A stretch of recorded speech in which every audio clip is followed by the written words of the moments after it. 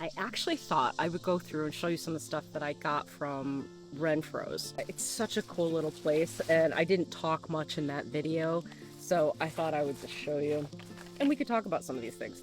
These are multiplier onions, and they grow like a shallot. These are more like green onions, kind of, sort of, but then they leave behind these bulbs. I like them because you don't have to start them from seed. They just multiply and multiply and multiply, and then you just use them like you would an onion. I have several different varieties that I've been growing and cultivating over the last couple years, and if you are interested, I do have a lot of them linked on my website, thelittleurbanfarm.com.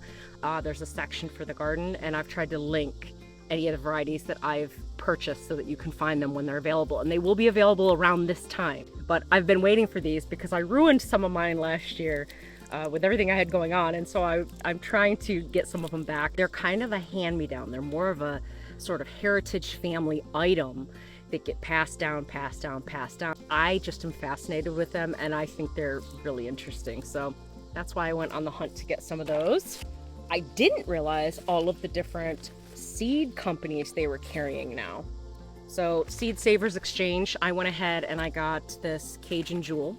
That's one I've never tried, and it sounded like a fun one to try. Anytime the okra has anything with Cajun or any Nolans kind of vibe to it, I'm like, yeah, I want to try that one. They also carry Renee's Garden, which I did not know. I ordered quite a few from Renee's Garden. That's where I got that climbing squash. So I got some Gailan, which is a Chinese early jade broccoli, and an heirloom broccoli rabe, which is called a super rapini. I happen to really like these little weirdo broccoli type things. So they're fun just to stir fry up, and I just really enjoy them. They also package some of their own. So for $5, look at all those beans. Texas cream. Jade bush beans. Now, I am a sucker for bush beans, as you guys know. I might have gotten it because I liked the picture. I tend to like the green beans that are a little bit smoother. They're not quite as bulgy. Like, see, these are kind of bumpy, bulgy. I like the smooth ones, and I know that's a really weird thing to get nitpicky about, but that's just the way my brain works, so. And then I also got some Lady Southern Pea. $5, like what? Vinyl stretch tie, because I get to do something with those raspberries over there. Should have been working on it today and I didn't. I'm debating whether or not I want to do a garden area and get the raspberries going in some longer rows. I don't know. We'll see. I did want to show you though that I have some that I got last year, and I don't think I ever got a chance to grow these, and because fall is coming, I know this one specifically is going to be a great one. Gold beets. If you have never planted gold beets and you're not a fan of regular beets, try the gold ones. They're almost like a carrot. They're not quite as like dirty tasting. I don't know what that is. To me, they do. They taste dirty. I love the greens. Not so much the bulbs because they taste like dirt.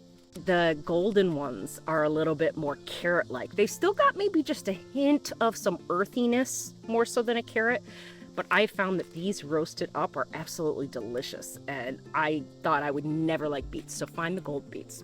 These are a maroon heirloom Crowder pea, and this is a Kirkpatrick heirloom Crowder pea. So you can see I'm getting some like heirloom varieties that you don't necessarily just find everywhere. I tend to like that kind of stuff. I just think it's really neat when you can have your hands in something that has a little bit of history and is tied to a family or a region. And I like the stories. I don't know why, it just makes me feel a little bit more connected to them.